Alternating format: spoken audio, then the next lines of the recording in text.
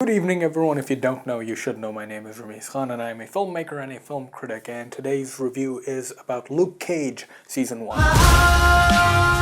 This city is supposed to represent our hopes and dreams. You have to fight for what's right every single day. Yeah, my heart is full of you. Why don't you just tell us your name?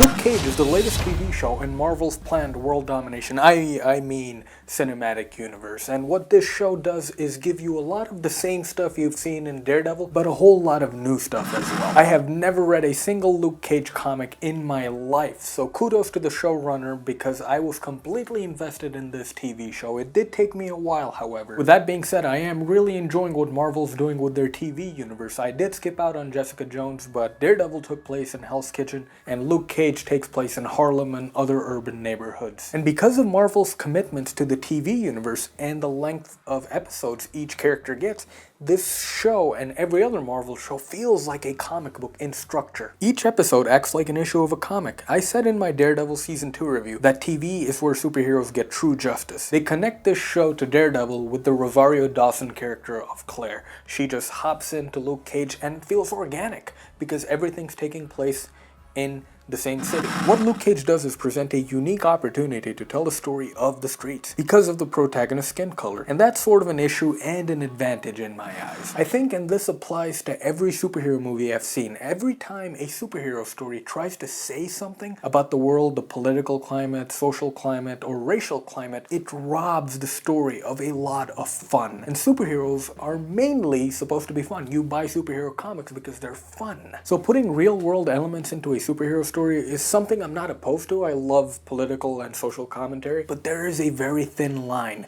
when doing it. There are many allegories and mirrors to the racial climate of America, one of them being this image of Luke's hoodie filled with holes. Definitely a commentary on cop abuse. However, I believe the showrunners understood this could be a problem and made the main character of Luke Cage undeniably interesting, and it's balanced ever so well on Mike Colter's massive shoulders. The man has charisma and just the right amount of brooding, and did I mention this guy looks like a friggin' badass as well? He flexes more than his actual muscles in this show. He gets to flex his acting muscles as well. And the crown jewel of the season is episode 4, where we get a little bit of a backstory on Luke Cage and his time spent in jail. It's an hour-long episode, but it feels like I sat through hours worth of information. He's that effective. Across from Coulter, the antagonist of the show, for the first half of the show at least, is a man named Cottonmouth, a pretty boring character. The same cannot be said of the performance by Mahershala Ali. I believe that's how you pronounce his name. He reminds me of Le Chiffre from Casino Royale. I love how off the wall this guy is and how he randomly smirks and laughs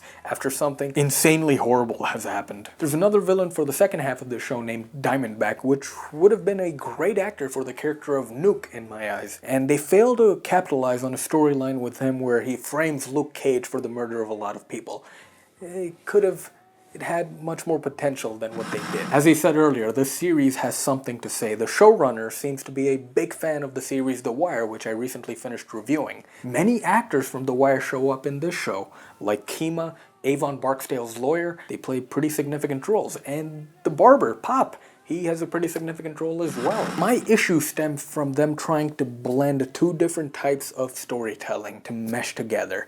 There are hints of blaxploitation. The score is pure blaxploitation, which gives this show a very unique feel, because Daredevil doesn't really have anything memorable when it comes to music. Luke Cage does. Problem is, you cannot mesh that with the commentary you're selling me. The reason I love Daredevil Season 1 and 2 is because it's just a show about superheroes and what they do, and their personal issues with each other. You can't have fun when you have something to say. It's the same reason I prefer Batman Begins over The Dark Knight and The Dark Knight Rises, whereas I still love those films. I think Batman Begins is a much more effective film because it's about the hero's personal journey. The Dark Knight became about the government, the Patriot Act, and all that stuff, and The Dark Knight Rises had hints of Occupy Wall Street. And Luke Cage suffers from those same problems. It's not as fun because you can clearly feel an agenda being pushed, and they haven't done enough work to hide it or to make it organic. Don't get me wrong, I do not have a problem with the issue they're telling me about, police brutality and all that stuff. I have a problem with how that ends up robbing and taking away, sucking the fun out of a superhero who has skin which bullets bounce off of. And let's be honest, mainstream media is covering police brutality and Black Lives Matter stuff almost every other day. Did we really need a TV show to tell us that? Luke Cage has its issue with its storytelling technique, one of them imitating the sprawl-like storytelling of The Wire, and combining that with the blaxploitation element just doesn't work out. It also suffers from having very lame characters. One of the most weakest characters I've seen in recent history of Shades and Misty. They add nothing, they're not strong at all, and they seem like background noise in the show. However, the main character of Luke Cage is given a very tough and liberating journey, and the woman of my dreams, Rosario Dawson, not the person, not the actress, but the character she's playing of Claire, is so goddamn real. That's the type of woman young girls should be looking up to nowadays. Without a doubt, the best non-super female character in the whole Marvel Cinematic Universe, TV and movies. Plus the cinematography is pretty neat, very colorful with saturated colors and deep dark hues. I enjoyed this show with all its flaws. I have one more flaw, however. 13 episodes, man, way too long. Narcos has the perfect model and runtime for episodes. 10 episodes is more than enough. What that does is it removes all the filler, and there's more than enough action in 10 episodes. Luke Cage Season 2 should think of applying something like that, otherwise it will be very hard for me to get invested into Luke Cage Season 2. 13 episodes is just too long.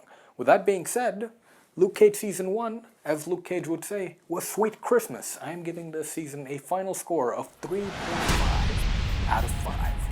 Thank you so much for watching, people. I really appreciate it. If you like this video, hit that like button. That helps me out. If you really like this video, hit that free subscribe button. But until next time, remember to love yourselves.